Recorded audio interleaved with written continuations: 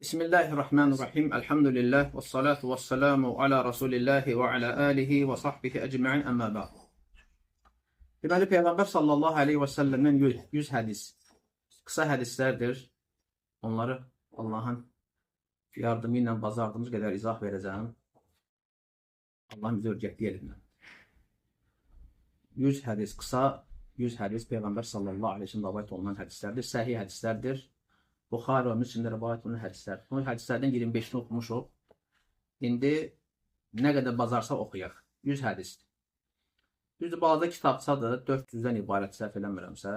Hamısına 100 hədisdir. İndi vaxtaşları arada indi bu hədisləri götürərik. Deməli, bugün 26-cı hədisi götürürük. Əbu Hüreyrədən rivayet olunan hədisdə Allah Resulü sallallahu aleyhi və səlləm buyurur ki, İman gətirmədikcə cənnətə daxil olan deyilsiniz. Bir-birinizi sevmədikcə iman gətirən deyilsiniz. Sizi elə bir şey yönəldimmi ki, onu etdiyiniz zaman bir-birinizi sevəcəksiniz. Əfşus sələmə beynakum. Aranızda salamı yayın. Çox gözəl, çox əzəmətli bir hədisdir. Bəli, heç kəs iman gətirmədikcə cənnətə daxil olan deyil. Deməli, kafir nəfsinin cənnətdə yeri yoxdur. İnsan iman gətirmədikcə cənnətə girməyəcək. Həmçinin hədisin davamında deyir ki, bir-birinizi sevmədikcə iman gətirən deyilsiniz. Yəni ki, insan kamil iman sahibi olmaq istəyirsə, gəlib mömin qardaşlarını sevsin. Möminləri sevmək imandandır. Onlara buz eləmək olmaz. Nifrət eləyə bilərsən günahına görə. Amma mütləq nifrət eləmirsən də bu kafirlərə aid. Tam bir nifrət. Kafirləri sevmək olmaz. Hətta yaxşı əməl sahibi olsa da belə. Çünki onlar Allah iman gətirməyən bir tayfadır. Deməli, insan da mömin qardaşını sevməlidir. Mömin qardaşları sevmək bu imandandır. İmanın səndən tələb etdiyi şeylərdir. Və deyir ki, Allah Resulü bir-birinizi sevmədikcə iman gətirmiş olmazsınız. Sizi deyir, elə bir şey yönəldimmi ki, onu etdiyiniz zaman bir-birinizi sevəcəksiniz, salamı yayın. Aranızda salamı yayın. Deməli, salamlaşmaq. Müsəlmanların bir-birini görəndə salam verməsi, salamı qaytarması, öz aralarında salamlaşma bu insanda məhəbbət oyadır. Doğrudan da belədir. Bəzən görsən elə ilk belə deyək də insanın dostluğu elə salamlaşmaqdan başlayır. Kimisə görürsən salamlaşırsan, tanış olursan, bundan sonra əlaqələr başlayır, qurulur və sən görürsən ki, artıq bu neçə müddət sonra dost olmusan. Bunu sevmirsən, buna qarşı səndə məhəbbət oyanır bu mömin qardaşına qarşı. Müqəddiməsi hardan oldu? Salamdan. Salam verdin, tanış oldun, bir də gördün, bir də salam verdin, bir də gördün, hə desən nə var, nə yox, falan görmüş, belə. Bir də gördün ki, axırda dost olmuşsan, yoldaş olmuşsan, birinizə qarşı sevgi, məhəbbət var, ülfət var. Həmçinin ümumi olaraq da insanlar gedəndə bir-birini yolda görəndə müsəlmanın görəndə salamlaşır. Esselamu aleykum deyir, o da salam qaytarır. Burada məhəbbət yaranır ki, qardaşım mənə salam verdi, mən ona salam verdim. Həmçinin müsəlman bacılar da elə bir-birlərini görəndə salamlaşmalar. Onlar arasında məhəbbət, sevgi, ülfət, hörmət yaradır. Ona görə Peyğəmbər sallallahu aleyhi ve sellem bizi yönəldib ki, əgər bir-birinizi sevmək istəyirsinizsə, aranızda salam yayın. Ona görə salamı kəsmək olmaz. Salamın kəsməli şərtləri var. Müəyyən hallarda salamı kəsə bilərsən. Lakin indi elə bir vaxtdayıq ki, tam olaraq insanlardan salamı kəsmək də olmuyor. Məsələn, müxalif insanlardan. Məsələn, asi olan insandan və ya müəyyən bir bidətə düşən. Təbii ki, bu hamıya şamil olunmur. Elə günahkarlar, elə fasıqlar var ki, onları bir dəfəli kəsib atırsan. Və elə bidətçilər var ki, onları bir dəfəli kəsirsən, salam belə vermirsən. Lakin elə belə deyək, müxalifliyi yüngül olan insanlar var ki, sıradan bir insanlar. Onlarla salamı kəsmək əslində doğru deyil. Yəni hicr eləmək tam da doğru deyil. Çünki hicr eləyəcəksən, istər özündən olsun və ya qeyrisi olsun, görəsən yenə gedib azıb gedəcək. Gedib qoşacaq lap da günahkar insanlar, lap bədbəxt günə qalacaq. Ona görə bu salamı kəsmə məsələsində təfsilat var. Bir dəfəli kəsmək də olmaz. Həmçinin yerlər var ki, orada salamı kəsirsən. Müəyyən səbəblərə görə, oradakı olan gözəl nəticəyə görə, faydası olsun deyə. Ola bilər ki, məsələn, salamı kəsərsən bir günahkar, fasıq insandan. Görər ki, salam vermirsən, utanar, bilər ki, filan əməlimə görə mənə salam vermir. O əməldən qayıdar, tövbə edər, əlhamdülillah, islah olar, nə gözəl. Görür, salamı kəsməyin faydası olur. Necə məşhur hədisi bilirsiniz də, Kəb ibn Məlik onun dostlarının qissəsini bilirsiniz. Döyüşdən yayınırlar cihaddan. Gedərəm, bir də ayırdılar ki, sahabələr döyüşdən qayıdıblar, Allah rəsuluna bərabər. Səbəbsiz yerə, yəni qorxduqlarına görə yox, cihaddan yayınmaq istədiklərinə görə yox. Amma gedərəm, indi gedərəm, bugün gedərəm, sabaha saxlamaq məsələn problem şeydir. Sabah eləyərəm. Axırı məhrum eləyə bilmirsən. Ona görə Allah Rəsulü onlar tərbiyə eləsin deyə onlardan salamı kəsir bir müddət. 50 gün salamı kəsir. Sonra görürsən ayə nazil olur. O qədər peşman olurlar ki, Allah da onların qəlbini dolana bilir, peşman olurlar və s. Həm də bilərəkdən eləmirlər. Sonunda Allah tövbələrini qəbul edir və Allah Rəsul onlarına salamı bərpa edir. Yəni salamı kəsməyin təfsatı var. Nə bir dəfəlik kəsmirsən və elə insanlar var ki, onlardan kəsirsən. Baxırsan hala, vəziyyətə və s. Buna görə insan gəlir fəqih olsun. Yəni müsəlman insan fəqih olmalı. Bilməlidir kimdən salamı necə kəsə bilər, hansı müddətə, ya kəsməli deyilsə, niyə kəsməli deyil və s. Bu şeyləri bilmək mühümdür. Hər bir halda insanlar arasında sevgi, məhəbbəti yaradan ən böyük səbəblərdən biri salamlaşmaqdır. Aralarında salamı yaymasıdır. Ona görə çalış müsəlmanlardan kimsə görəndə, xüsusən əhl-i sünnət qardaşlarından salam ver, salam al. Bu mehribançılıq yaradır, sevgi, məhəbbət yaradır. Evə girəndə xüsusən, evə girdin, ev əhlinlə əssəlamu aleykum. Bu çox mühümdür. Ev əhlinlə xüsusən. Bəzən olur evdən küsüb çıxmısan. İndi olub da yoldaş, kişi, qadın aralarında nəsə söhbət olub. Məsələn, kişi qadına əsəbləşib çıxıb. Məsələn. Və ya kişi deyək ki, qadın haqqına girib. Qadın əsəbləşir, məsələn.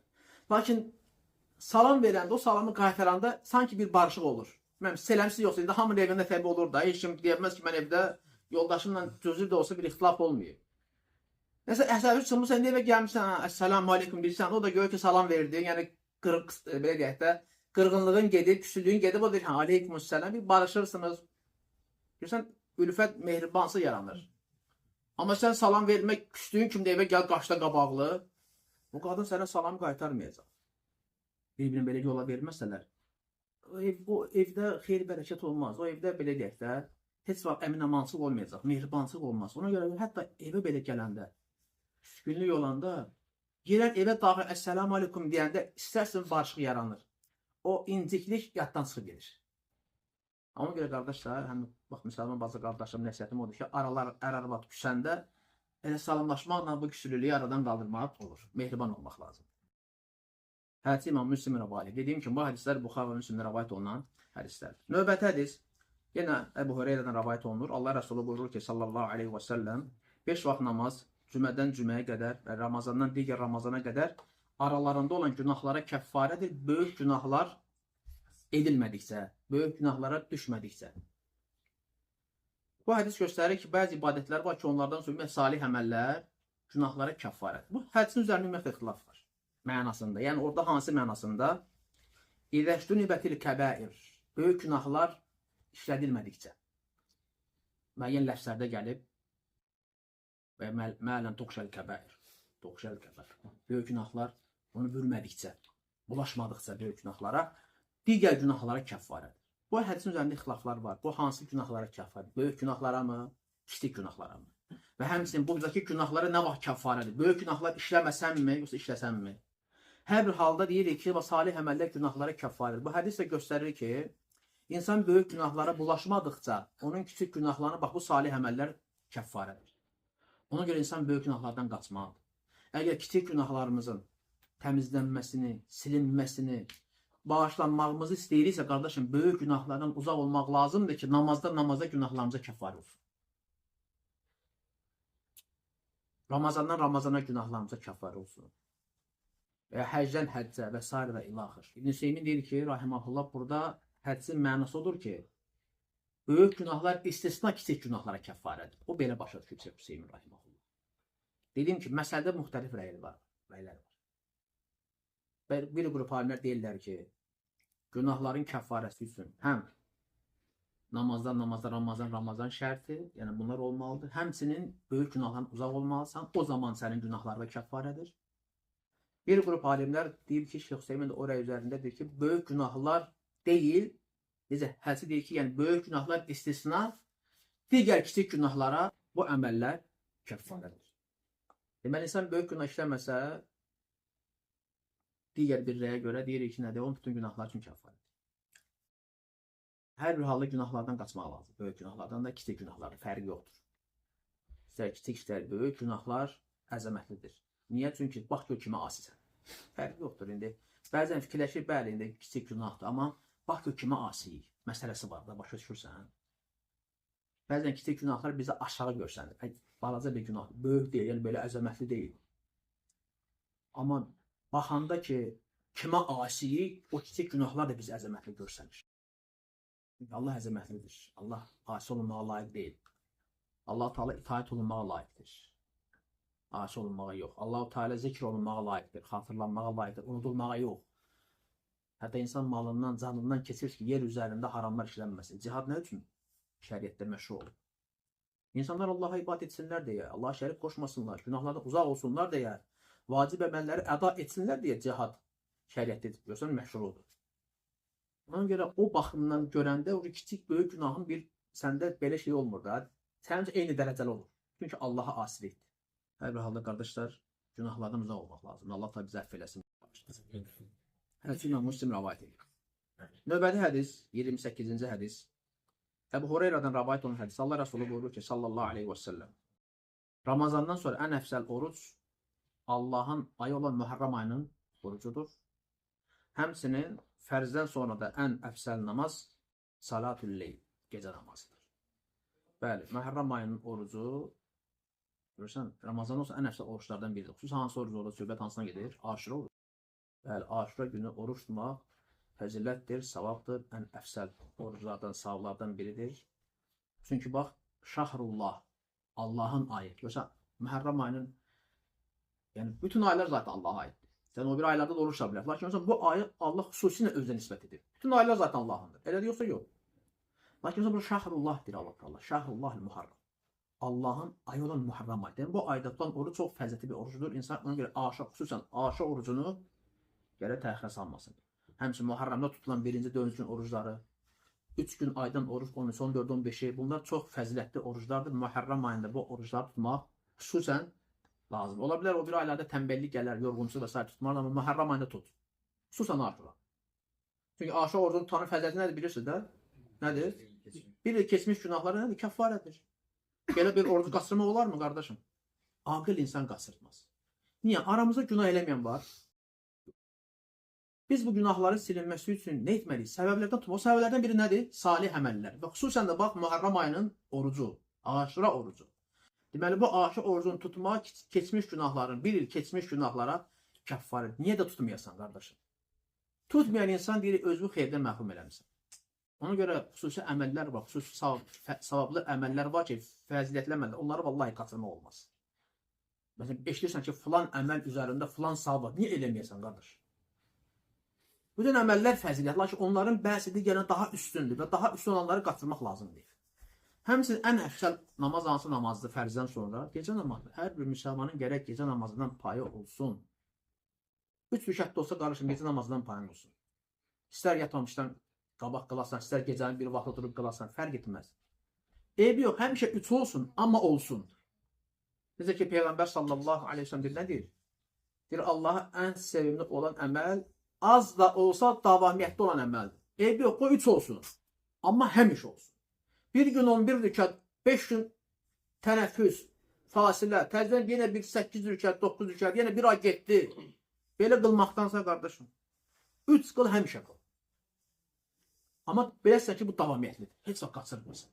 İşte dediyim kimi, sübhdən qabaq durdun, qıldın və yatmamışdan qabaq necə sahabə nə deyir? Əbu Hureyra radiyallahu anh. Həmçinin o bir sahabə kim idi? Desən, yox, Əbu Zərd olur, hə, Əbu Zərd olursa və həmçinin desən, Əbu Səid Əl-Xudri, desən, yoxsa Əbu Darda, nə deyir? Deyir ki, xəlilimiz mənə bunu nəsiyyət elədi və ya Həbibim mənə bunu tövsiyə elədi. Nə? 3 şeydir mənə tövsiyə elədi ki, bunu tərk eləmə. Nə idi o? Kim bilir? Gecə namazı, gəl belə tərtibatla gedək, indi belə deyək. Hər ayda 3 gün oruç tutmaq, duha namazı və yatmamışdan qabaq vitr etmək. Yəni, bu 3 şey mənə deyir ki, tərk eləmə. Xəlilim mənə bunu tövsiyə elədi, sevimli xəlilim, yəni Həbibim. Ən çox sevdiyim şəxs mənə bu 3 şeyi tövsiyə elədi. Bunları tərk eləmə. Hər aydan 3 gün oruç tutmaq, duha namazı qılmaq və yatmamışdan öncə vitr qılmaq. Dediyim kimi, gecə namazı vitrdə gecə namazlarına sayılır. Deməli, fərq yoxdur. Ha vaxt qılırsan qıl, amma qıl, tərk eləmələr. Çünki fərzlərdən sonra ən əfsən namaz gecə namazı. Vitrdə gecə namazından hesab var. Niyə bilin vitr deyil? Çünki tək edirsən. De 2-2 qılırsan, sonra vitr edib neyirsən? Namazı tək edirsən. Tək sayda olur. Ona görə vitr namazının və gecə namazını qaçırmaq lazım deyil. Mümin insan gərək qaçırmasın. Gecə namazını qaçırmaq olmaz. 29-cu hədis Peyğəmbər sallallahu aleyhi və səlləm buyurur ki, kim günəş məğribdən doğmamışdan qabaq tövbə edərsə, Allah onun tövbəsini qəbul edər. O gün göstərir ki, qiyamətin əlamətlərindən birindən günəş məğribdən çıxacaq. Ona qədər kim tövbə etdi günahlar, tövbə etməyən, ondan sonra tövbə eləsə, artıq Allah Teala tövbəsini qəbul etməyəcək.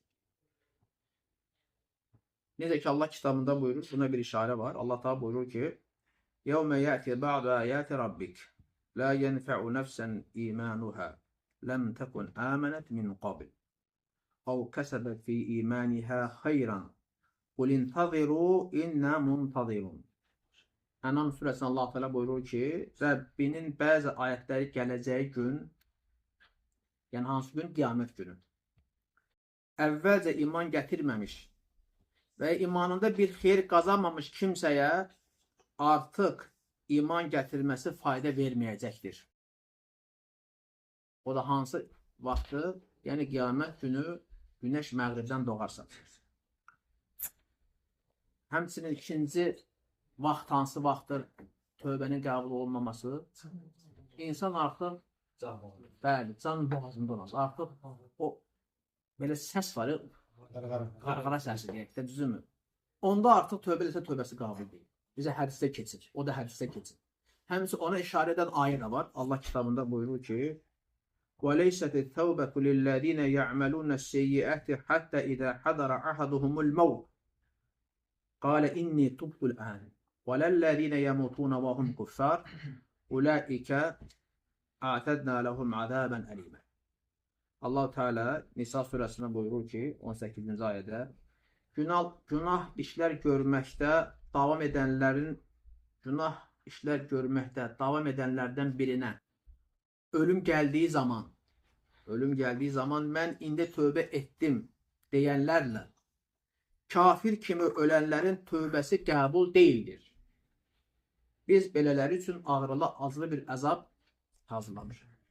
Həm ayə işarədir, həm də hədis vardır. Deməli, iki vaxt var ki, o vaxtda tövbələr qəbul deyil. Biri günəş məğribdən çıxanda, ikinci də ki, insan ölüm ayağında artıq qarqara, artıq ölür, xırıltı səsi gəlir. Bitib hər şey. Artıq çıxır, onda tövbə etməsi belə faydası yoxdur. Allah bu tövbəni qəbul edir. Ona görə fürsətdir. İnsan yaşayırsa, yaşadığı müddətdə tövbə eləməlidir. Günah elədim, vallahi gecikdirmək olmaz, qardaşlar. Nə vaxt öləcəyimizi bilmirik. Tövbə eləyərəm, yatmaq üçün olmaz, belə şeylər eləmək olmaz.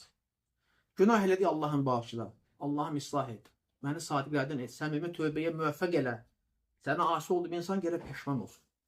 Peşmançılıq özü tövbəli hədisdə gəlir. Yoxsa bəzi insanlar axşam günah edir, səhər ayılır, yaddan çıxır tövbəsi, bir neçə gün keçir, birdən ölüm gəlsə nə edəcəksən? Gündüzü tövbə edir, axşama kimi yadına düşmür tövbə etmək, yatsan, durmasan necə olacaq? Qardaş, ona görə insan günah elədirsə, həmən tövbə eləməlidir. Vallahi tövbəni gecikdirmək olmaz, qardaşlar. Çünki ölümün nə vaxt gələcəyini bilmirik. Günah üzərində ölüm gəlsə necə olacaq halımız, qardaş? Allah qorusun.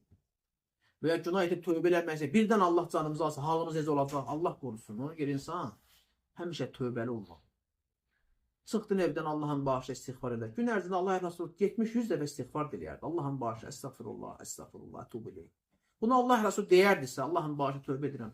Biz nə çarə ki, o duaları eləməyək, o istiğfarı, o zikirləri eləməyək, qardaşım. Biz də eləməliyik. Onun heç bir günahı yox idi. Allah ona keçmiş və gələcək günahlarını əfv edir, qorumuşdur onu günahlardan. Yəni bağışlayıb qoruyub. Bizdə o deyil axı, biz o deyilik. Başa düşdünmü? Biz Adəm övladı, bizlər xəta edənlərik. Lakin xəta edənlər ən xeyrisi kimdir, qardaşım? Görsən tövbə edənlər. Demək, kim tövbə etməsə xeyirli xətakarlardan sayılır ki, onun xeyirli xətakar olması səbəb tövbə etməsidir. Günah edib, xəta edib, tövbə edib Allah tövbəsini qəbul edir.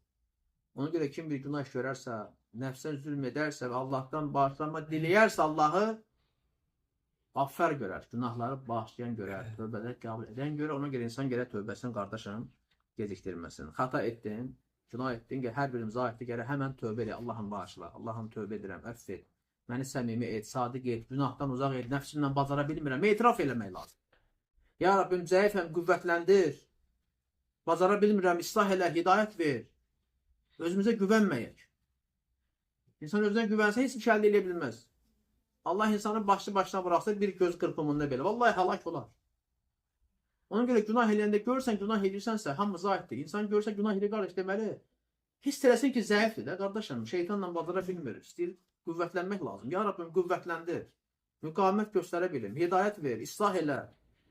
Salihlərlə bərabər elə. Niyə salihlərlə bərabər elə? Salihlərlə bərabər eləsə sən də salih olacaqsan. Mən də salih olacağam. İnsan nə vaxt salih olur? Səbəblərdən biri qardaşım salih insanlarla oturub duranda kişi dostluğunun dinindədir. Salih insanlar yanında insan günah eləməyə utanır, həya edir. Və belə islah olur. Artıq günah etmək ağına belə gəlməz. Niyə? Artıq vərdişi nə olub? Salih insanla oturub durub salih əməllər işləməsi, həyalı olması. Ona görə insan daima özündən xeyir istəməlidir. Vallahi, yəni birinci növbədə biz özümüzə xeyir deyəcəyik. Uşağın şeylər. Qardaş. Ay qardaş. Bunlar söhbət edir, bunlar gedir. Sanki tərs gedir. Fikrim yayındırır mənim balam. Asır. Hara baxsın. Hayır, sakidə bala tərs gedir. Ha. Allah sənə hidayət versin. Allah səni ıslah edəsin. Allah bütün müsəlmanların bağlarını ıslah eləsin. Tövbə eləsin, nələ günahdır, mükəlləfdir. Yəni, insan qardaşlar, dediyim kimi, özünə istədiyi xeyri başqası ona istəməz. Yəni, ən çox özün özünə qayğı göstərməz. Sən də özünə qayğı göstərməyən, başqası sənə necə qayğı göstərir. Təbii, indi möminlər bir-birinin qardaşıdır da, əyriliyi görünə düzəltmək, lakin sən də özün xeyri istəməyəndən sonra, sənə 100 dəfə nəsiyyət eləsin. Ona görə insan birinci özü ilə çalışmalıdır, özü ilə mübarizə aparmalıdır, o zalim nəfsi ilə, günahkar nəfsi ilə ki, islah olsun.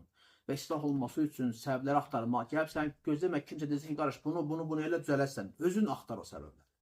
Gör, o nədir ki, məni günahlardan uzaq tutacaq, o nə şeydir ki, o nə əməldir ki, o nə səbəblərdir ki, məni xeyr əməllərə yönəldəcək, axtarmaq lazım. Sən özün özünə xeyr istəməyən sonra, başqasından özünə xeyr gözləyəcəksən. Ona görə ən gözəl nəsiyyət edən elə sən özünsən, öz nəfsivə nəsiyyət edən. Üzərimizə düşən də budur. İnsan gəlir imanını qorusunu saxlasın. Mən də imanıma qiymət verməyəcəmsə, imanım üçün maraqlanmayacamsa, narahat olmayacamsa, başqası mənim yerimi niyə narahat olmalı, qardaş? Ona görə vallahi, billahi tallah, insanın ən çox qayğı göstərdiyi ki, onun qəlbinin islah olunmasıdır. İmanının qorunub saxlanılması, imanın daima yenilənməsidir. Ən çox qayğı ehtiyac olan budur. İnsanlar ən çox nəyə qayğı göstərir? Dünyam artsın, işim artsın, qabağa gedim, ticarətim inkişaf eləsin, nə bilim, işdə qabağa gedim, bugün fəhləyəm, sabah usta olum, sabah nə mühəndis olum, sabah onu olum, bildim, yaxşı şeylərdir.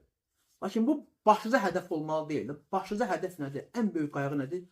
Bu qəlbi necə islah edim? Bu qəlbdə olan iman necə möhkəmlənsin, necə sabit qalsın, necə artsın, necə yenilənsin? Əsas bunu fikirləşmək lazım, ən çox buna qayğı göstərmək lazım. Dünyavi məsələ bundan sonra. O da zaten gələcək. İman artdıqca vallahi onlar da olacaq. Olmasa da belə səni narahat eləməyəcək. Niyə? İnsan nəyinə mutmaindir? Qəlbindəki imanıyla. Çünki bilir ki, hər şey Allahdandır. Xeyr də Allahdandır. Nəsə bir şey gəlsə də səbr edir, Allahdan yenə razı. Az da olsa kifayətlənəcək, çox da olsa şükür edəcək. Yəni, adamlar var, deyir, qardaş, namaz qılır, heç olmadı axı. Bəzən namaz yaxşı olacaq. Deyir, qardaş, yəni, düz başa düşməmsən də. Əsas qəlbin zəngin olsun. Cibin boş olsa da bura boş qalmamalıdır. Bura imanla dolu olmalıdır. Təqva ilə dolu olmalıdır. Allahı əzəmətləndirmək, Allahı sevmək, Allahı ümid bəsləmək, Allahı təvəkkül etmək. Bura dolu olmalıdır. Bura yox. Əsas bura deyil. İnsanlar cibilərini doldurmağa fikirləşir. Cibi doldurmaq lazım deyil, qəlbi doldurmaq lazım. Nə ilə? Hidayətlə, elmlə, nurla, imanla. Buna fikirləşmək, ən çox buna qayğı göstərmək lazım. 30-cu hədis. Əbu Hüreyrədən rəvayət olan hədis. Allah Rəsulü sallallahu aleyhi və səlləm buyurur ki, bığlarınızı qısaldın, saqqallarınızı uzadın, məcusilərə müxalif olun. Hədis İmam Müslim rəvayət edir. Buna uyğun mənalarda hədislər, bir neçə hədislər var. Əhl-i kitaba müxalif olun və s. Deməli, hədis göstərir ki, bir müsəlman özünü qeyri-müsəlmana oxşada bilməz, hətta surətində belə. Nə ki, geyim keçib, oturub durur, həmsinin, görürsən, bax, saqqal saxlamaq. Niyə məcusilərə müxalif olun? Məcusilərdə əksinə idi. Onlar bığları uzadıb üzlərini qırxardılar. Allah Resulü deyir ki, siz bığları qısaldın, saqqalları uzadın, məcusilərə müxalif olun. Və biz də görürük ki, yəni, bu saqqal saxlamaq təzə bir şeydir. Bəzi insanlar eləcək təzə bir şeydir. Xeyr, daima tarix boyu insanlar saqqal saxlayırlar. Hətta elə qövmlər olub ki, İslamla əlaqəsi olmayıb. Onlar belə saqqal saxlayardılar. Lakin Allah Resulü bizlərə onlara müxalif olmaq deyil, bığlarınızı qısaldın. Çünki onlar bığlarını qısaltmazdılar. Yenə müxalif olmaq üçün, görürsən. Deməli, insan özünü kafir qövmə bənzədə bilməz. Bir müsəlman qeyri-müsəlmana oxşamamalı. Geyimində, keçimində, danışığında, hərəkətində, yeməyində, içməyində, etiqadında, qarşı hər bir şeydə müxalif olmaq lazım. Ümumi edilən şeylər istisna. Deyə bilərsən, məsələn, bunu kafir də geyinir, bu paltarı mən də deyir, qardaş, bu ümumi hamının geyindiyi bir şeydir. Lakin elə şeylər var ki, xas olaraq kafirlərə aiddir, onu istifadə eləmək olmaz. Və ümumiyyətlə, müəyyən, məsələn, oturuş, duruş, yemək, içmək ədəbləri, məsələn, adətləri, onlar kimi yemək içmək olmaz. Məsələn, onlar nə edirlər? Sağla kəsir, doğrayır, sağla, solla yeyir. Sən də əksinə olmalıdır, qardaş, sən sağla yeməlisən. Şeytan oxşama olmaz, o qövmlərin oxşama olmaz. Və ya görürsən, bəzi insanlar saçını kəsəndə qırxanda, qardaş, elə bir formaya salır ki, deyirsən, bu cür formada müsəlmanlar göndə dəhşətə gəlsin. Qardaş, belə olmaz, yəni bu kafirlərdən gələn bir formadır. Belə saç qırxdırmaq olmaz axı. Nə bilim, kant qoyan kim, qaşa xət qoyan kim, burasından xət qoyan kim və s. və ilaxır. Oturuşunda belə, duruşunda, hətta hərəkətində, yerişiyində belə özünün kafirlərə bənzədənlər var. Onlar kimi yeyən, onlar kimi içən və s. İstər müğənni olsun, istər futbolçu olsun, idmançı olsun, kimsə böyük bir şəxsiyyətdir, ona oxşamaq istəyir. Pərəstişkarlıq edirdi, yəni artıq ona oxşamaq hissi yaranır. Ona görə deyirəm ki, görürsən, kafirləri sevmək olmaz. Sevəcəksən, onlar kimi olacaqsan. Onlar kimi geyinmək, keçinmək, yemək, içmək, nədən istifadə edim, mən də ondan istifadə edim. Necə gəzir, elə gəzir, nə geyinir, mən də onu alım, geyinir və s. və ilaxır. İnsan gəlir özünü başqa qövmə bənzətməsin. Çünki kim özünü başqa bir qövmə bənzədərsə, o da onlardan hesab olunca hədisə gəlir. Hədisi Müslim rivayət edir, oxuduğumuz hədisi. Deməli, növbəti hədis, 31-ci hədis. Allah Resulü buyurur ki, sallallahu aleyhi və səlləm. Buyurur ki, Subhanallah, velhamdülillah, və la ilahə illallah, vallahu əkbar söyləməyim, günəşin üzərinə doğduğu hər bir şeydə mənim üçün sevimlidir. Allahu akbar. Görünür, böyük zikirlərdir. Subhanallah, velhamdülillah, və la ilahə illallah, vallahu akbar.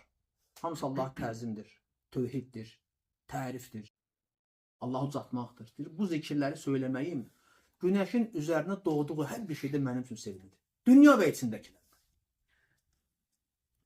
Deməli, Allah'a zikir böyük bir ibadətdir, qardaşlar, vallahi. Və lə zikrullahi akbar. Allah'a zikir böyük bir əməldir.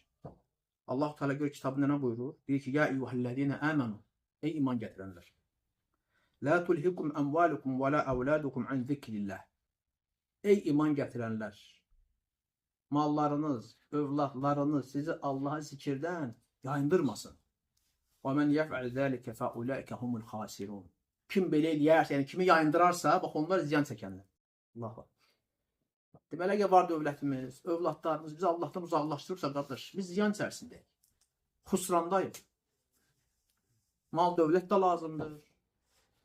Ailə də lazımdır. Lakin bunlar bizi Allahdan uzaqlaşdırıbsa, deməli, batıb gedirik, qardaşlar. Ziyandayıq, xusrandayıq. Həmçinin başqa bir ayədə Allah-u Teala buyurur ki, ya eyyuhəllədiyənə əmənu.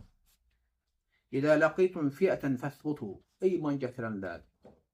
Kafir bir dəstəklə qarşılaşdığınız zaman, yəni döyüşdə sabit olun, möhkəm olun, qaçmayın. Vəzkurullaha kəsiran ləalləkum tuflihun. Allahı çoxlu zikr edin ki, nicat tapasınız, hətta döyüşdə belə. Deməli, insanın döyüşə nicat tapması üçün belə Allahı zikr etməsi lazımdır. Böyle çoxlu zikr edin ki, nicat tapasınız. Bəzi adamlar var, döyüşə zikr yaddan düşməz, namaz yaddan düşməz, hələ döyüşü qoyaqaraq. Adi müsəlmanlara bax, dünyavi işlərinə görə zikir, namaz hamısı yaddan çıxır. Sünməyə gəlmir, işə görə. Namazlarını əda eləmir, işinə görə. Bu pensiya çıxıb, işimi qurtarım, iş tapım, evlənim, dünyasına görə. Allah Teala kitabında hələ cihaddan danışır. Deyir, cihadda nicat tapmaq istəyirsənsə, yəni qələbə qazanmaq istəyirsənsə, Allah çoxlu zikr elə ki, nicat. Hətta cihadda belə. Cihadı qoyaq. İnsanlar adi həyatında, qardaşım, nəinki zikri? Demiş hələ zikri. Namazına görə, qardaş, görsən, dünyasına görə namaza gəlmir. Dünyasına görə namaz qılmır, cüməyə gəlmir. İbadət əhlindən beri. Görsən, cümələrə gəlmir. Niyə işləyirəm, işləm bıraxmır? Və yaxud, nə bilim, namazlara gəlmək, cəmaat namazı, niyə işləyirəm, çatdıramıram? Elm məsələni iştirak edirəm, niyə işləyirəm, çatdıramıram? Namazı qılan kimi qasır zikir eləmir, niyə iş tələsirəm, filan kəs gözləyir, məsələn. Ya filan işi görməliyim və s. Namazın zikirləmir, eləmir. Səhər axşam zikirlər yoxdur, yatır, qalır və s. və illah, hamısı dünyaya görə. Yorğunçuluq və s. zikir eləməyə vaxt var. Və dünyanın o qədər məşğuldur ki, gündəlik zikirlərini eləməyə vaxtı yoxdur, qəflətdən unudub gedib. Allah zikirləmir, niyə? Övladlardır, var dövlətdir, işdir, gücdür, bunu Allahdan yayındır. Bir kimin halı belə olarsa nədir? Ziyan çəkənlər də xüsrandadır qardaş. Hətta döyüşdə belə insan nicat tapması ilə görə Allaha çoxlu zikr etsin vallahi. Əzəmətli bir ibadət. Baxın görün Allah Taala başqa bir ayədə nə deyir? Ricalun la tulhihim ticaretun və la bey'un an zikrillahi və iqamis salat və itaiz zekah. Yəni kişilər var ki, ticarətləri, alış-verişləri onları Allah zikirdən, namazdan, zəkat verməkdən yayındırmaz.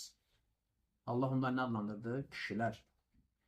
Yaxafuna yawman tetaqallabu fihi'l qulubu vel absar. Onlar qəlblərin və gözlərin çevriləcəyi gündən qorxarlar. Qiyamət gün halından, dəhşətindən, vəhşətindən. Alış-verişləri, ticarətləri Allah zikirdən, namazları zəkatdan yayındırmaz. Bugün dünyasına görə namaz qılmayan nə qədər insanlar var. Dünyasından keçə bilmir, zəkat verməyən nə qədər insanlar var.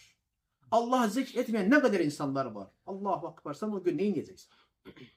Elə bir gün ki, o gün insanın qəlbi də gözləri çevriləcək, gözlər bərələcək, insanlar içərisində ziyana uğrayanlar olacaq, qəm, qüssə, kədərdə boğulanlar olacaq, qardaş. O gün nə edəcəksən? Əgər sənin namazın yoxdursa, zikrin yoxdursa, zəkat çıxartmırsansa, dünya malı hərissənsə, o gün nə edəcəksən? Nicat tapmağı düşünürsən? Subhanallah, insanların halı çox qəribədir, vallahi.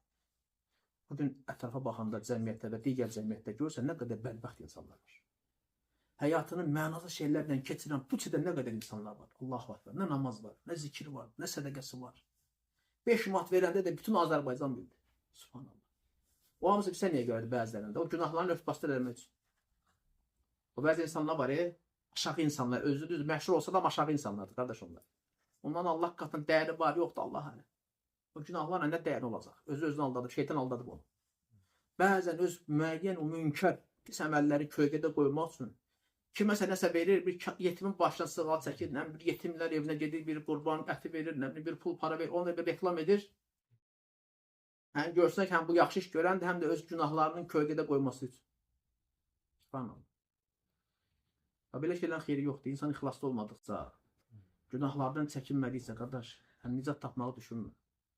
Alışın, verişin, ticarəti, insanın hətta ailəsi belə Allahdan yayındırırsa, vallahi, yəni o adam nicat tapmaq məsələsi çətindir. Qiyamət gün halı nə olacaq? Necə olacaq? Başqa bir aya bax, gör Allah Teala nə deyir? وَذَاكِرِينَ اللّٰهَ كَثِيرًا وَالذَّاكِرَاتِ أَعَدَّ اللّٰهُ لَهُمْ مَغْفِرَةً وَأَجْرًا عَظِيمًا. Əhzab surəsində Allah Teala buyurur ki, Allahı çoxlu zikr edən kişilər və qadınlara gəlincə, Allah onlar üçün məğfirət və böyük savab, əcr hazırlamışdır. Kimlər üçün? Allah çoxlu zikr edən kişi və qadınlar üçün. Deməli, Allah zikr eləmək, çox zikr eləmək insan üçün nicatdır. İnsan üçün qurtuluşdur, zəfərdir və böyük mükafatlar, savablar var. Amma heyflər olsun ki, bir çox insanlar bundan qafil qalır. Hətta biz də belə görürsən, öz aramızda baxar, hər kəs gəlir özünə nəzər getirsin, özünü hesaba çəksin, görərsən ki, nə qədər günlərimiz olub ki, vaxt belə səmərəsiz keçin. Zikr olmayıb, qəflətdə olmuşuq, günahlar da olub. Ona görə insan daima tövbə, istiğfar edərsən, mən nə dedim qardaş, vallahi çoxlu tövbə eləmək, istiğfar diləmək. Allah zikr eləmək, xatırlamaq, xüsusən bax bu zikirlər, Subhanallah, velhamdülillah, və la ilahe illallah, və Allahu akbar. Nə qədər vaxt getdi? 3 saniyə. Bu zikirlər günəşin üzərinə doğduğu bütün hər bir şeydən Allah üçün sevimlidir. Allaha sevimlidir. Peyğəmbər sallallahu əleyhi və səlləm mənim üçün hər şeydən sevimlidir. Çünki Allaha zikr var, Allaha təzim var, Allaha xatırlatmaq var. Allaha təkləşdirmək var, tövhid var ona görə. La ilahe illallah ən əzəmətli zikir. Bunu niyə söyləyəməyək ki, qardaş? La havlə və la quvvətə illə billah. Bu zikir çoxlu demək lazımdır. Nə qədər çox deyərsən, cənnətdə ağacların, bağların, bağçaların sayı daha çox olar.